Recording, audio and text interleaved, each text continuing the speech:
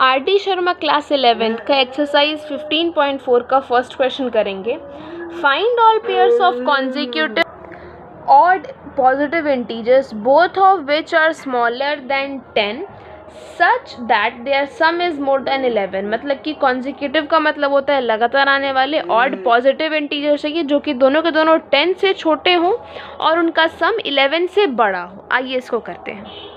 तो सबसे पहले कंडीशन क्या थी? Consecutive odd positive integer. तो अगर हमारा पहला इंटीजर x होता है, दूसरा इंटीजर क्या होगा? x+2। क्यों?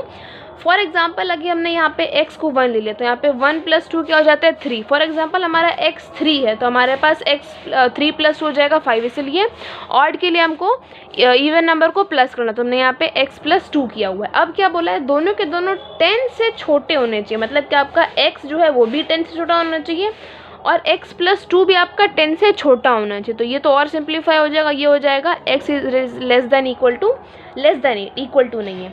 तो अब इन दोनों का हम लोग क्या लेंगे? इंटरसेक्शन लेंगे। तो इंटरसेक्शन लिया तो यहाँ पर आपके पास 8 आ गया, यहाँ पे आपके पास 10 आ गया, छोटा है आपके पास। इंटरसेक्शन का मतलब कि कॉमन पार्ट आपको ये दिख रहा है, मतलब कि x आपका 8 से छोटा है।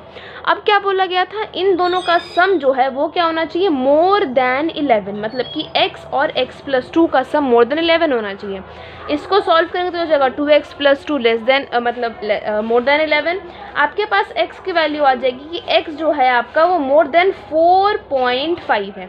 अब हम लोग क्या करेंगे? हमारे पास ये जो 4.5 आया है, x इज लेस देन 4.5 और x इज लेस देन 8, मतलब 8, इन दोनों का हम लोग इंटरसेक्शन लेंगे। तो इंटरसेक्शन लेने के लिए 4.5 आपका 8 से पहले आएगा, तो ये बोल रहा है कि 4.5 से x बड़ा है, ये बोल रहा है कि x छोटा है, तो ऐसे चला गया।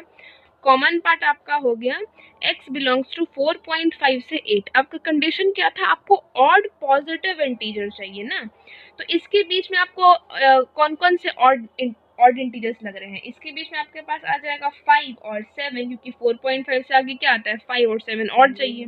आपके पास एक और पेयर बन जाएगा। ये तो एक पेयर हो गया, एक पेयर और बनेगा 7 और 9 का। अब आप बोलोगे कि 8 तो यहाँ पे खत्म हो रहा है, तो 9 कहाँ से है?